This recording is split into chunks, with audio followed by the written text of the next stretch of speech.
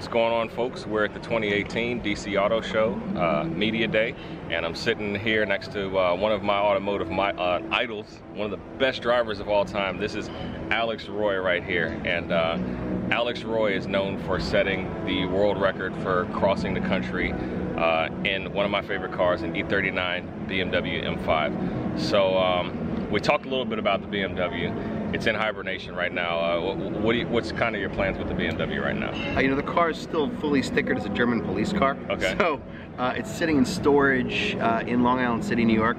I take it out from time to time. It's like charity events. Mm-hmm. But, you know, I've got so much money invested in it. I've had it for almost 15, 16 years. Okay. It's kind of my baby. So like I drive other cars, but that thing I try to keep in really good condition. Okay. In New York City, you know, on 18-inch wheels. Oh yeah. And that series of M5 wheel is like fucking murder to replace. It's so fucking expensive to replace that. So, you know, I don't drive that thing much.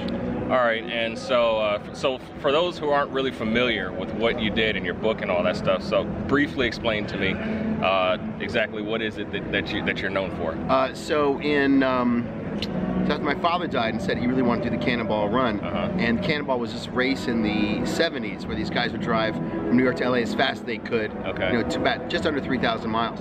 So I bought this BMW M5 in 2002, and my friend Dave Maher and I got in the car and drove it across country to break the record. At that time the record was 32 hours, 7 minutes. And so we had a spotter plane flying overhead, looking for cops. They had radio us the location, night vision, laser jammers, radar detector, extra fuel tank, anything you could put in this car to help us get across without going to jail, we had.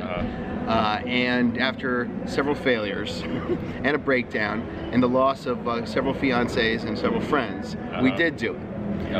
In 31 hours and 4 minutes. And so the car, I think, is probably more famous than I am because, you know, anyone can go out and do this, even in actually a fairly normal car, if you have a lot of time to kill and you're willing to risk your life, your relationship, and jail time, which is why I don't recommend it. So the reason I bought your book is because I like driving fast, man. I like the rallies. I like the Mischief series, the Cannonball Run type stuff.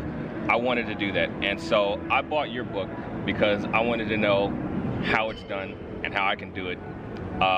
What advice would you give to somebody who has the same type of ambitions? Well, there's two ways to approach it. If you just want to go cross country, have fun, and I can curse on your show, right? Yeah.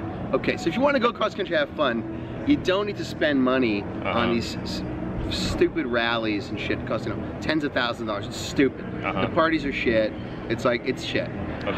But I would recommend getting 3, 4, 5 cars, friends, and on a handshake, you take a trip across, take 2 weeks, drive one way, hang out on the other side, drive back, for the cost of motels and good dinners and hang out with your friends. That'll cost you nothing. You know, if your goal is to try to break the record, you're going to spend years and a lot of money. Right. And it all really comes down to weather and traffic. Even if you have everything perfect. I mean, today, if you go out and buy, you know, buy like a used, like certified pre-owned wagon, like a Mercedes wagon, a BMW, something like that, maybe like a Dodge Magnum, something really fucking kick-ass, and you do not too much tuning, a fuel tank and extra gear, you have a shot of breaking the record. But it's about the weather and the traffic. You have to, I mean, I'm assuming your driving skill is excellent. You've got a co-driver you trust, not thrill seekers. Like the type of person that, like, when they show up at the hospital if you broke your leg tomorrow, that's your co-driver. That's someone you can rely on. And if everything's ready to go, you roll the dice, you might make it. 30 hours, 31 hours is possible. But to get down to 29, which is where Ed Boley and those guys, you know, when they, you know, that's the time they claim. Let's assume that you take them at their word and that was pure luck. It's hard to believe. You have to be really lucky. I mean, not one cop sees you, not one storm, no traffic. So going after the record is probably a mistake. But going for a time between, like, you know, 30 and 33 will put you up in the top 10 of all history. And that's doable without risking everything. The alternative is stuff like I'm doing now. The future is like hybrids and electrics. So if you really want to, if you want to get in the mindset of the kind of engineers and race car drivers that what they were thinking 30 years ago, what they were thinking was, how can we set records in internal combustion cars by really understanding fuel economy, efficiency, and tuning. Okay. The tuning of today, that is equivalent of what the Cannonball guys were doing 30, 40 years ago, is tuning hybrids and electrics. Okay. You know, so whenever I meet kids who say, oh, how do I want to do shit like that, I'm like, go get a degree in like mechanical engineering, or learn everything about how batteries work. Okay. Hack, you know, get a friend who's a hacker and go hack one of these cars. Okay. Because within the next 5 to 10 years, someone is gonna hack a Tesla or something else, a Porsche Mission E. The new electric sedan, it's like a Tesla killer. I haven't seen that yet. It hasn't come out yet. Someone's gonna hack one of those things, and the cannonball times for electrics and hybrids are gonna start coming down, and eventually they're gonna pass internal combustion. At which point, there's only one reason to drive internal combustion. It sounds better. Okay. And so that's an earful. I thought you were just gonna say don't do it, because I would say, you said, listen, right before we sat down here, you know, I was asking you about being military, and you were saying I always challenge myself. There's a lot of guys today in this country, in any country, who could tell you about wheels and tires, suspension setup, to, you know, changing ECUs out, you know, fuel mapping management. But the real challenge is to do what people haven't done. Is to learn about future tech and do something first. 100 guys have done what I've done. I'm just another guy. I held the record for X amount of time, and that's cool. I'm part of history now, and there's going to be future histories made by guys like you, younger, hungrier, smarter, know stuff that I don't know.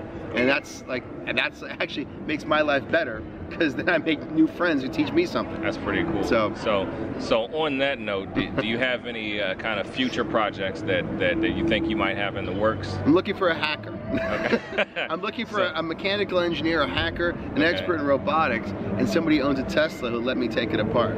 That's a problem. And then also for the folks who didn't read your book, you were talking about the ratio between hours spent researching and preparing to the hours actually on the road. You remember what you said about that? I forget the exact number of hours, but I think we spent hundreds of hours. 10 years, right? Well, probably, I mean, ultimately, 10 years, but we didn't really know what it was going to lead up to until the last 2 years. But, you know, if you're going to risk your life, not for money, purely for ego, and like your life savings, why wouldn't you invest hundreds of hours? If something means so much to you, no matter what, your kids, whatever it is in life, and if you're wrong, you risk jail time or death. You should invest the fucking time. You know, like put the fucking time in. But you know, it's, you know, I used to do street racing and stuff when I was younger. But today, why don't adults, or why don't people my age do that shit anymore? Because you have something to lose. You got a family, got a house. But it's insanity to me when I see how much money some of these kids spend on their cars. I'm cool with that part. A car is an extension of who we are. It should reflect who we are and how much we know, how much we learn. But to go out and crash for what? For a drag time on a public street? That's amateur hour. You want to do something really, if you have prepped a car, take it cross country. Do something meaningful. Do something that like puts you and tests like your intellect on the map. But flooring it in anything is easy. But knowing when and where to floor it, that's racing. And so the last thing, we kind of touched on it a little bit, but I kind of wanted to ask your opinion on the VinWiki guys. What do you say his guy? Ed Molian. Good man. What do you think about? I know you said there's a lot of luck and, you know, things involved with his record, but you know, just overall, you know, what were your thoughts when you found out that your record had been broken? I thought we were gonna have it a little longer. But that's the thing is, if you pin your happiness to being the best at anything or winning anything, it's like there's a kid who's gonna be born tomorrow who's gonna figure something out you didn't think about. That's the circle of life. It's a circle of racing, its existence. If you hang on to any achievement too hard, you'll never be happy. Ever.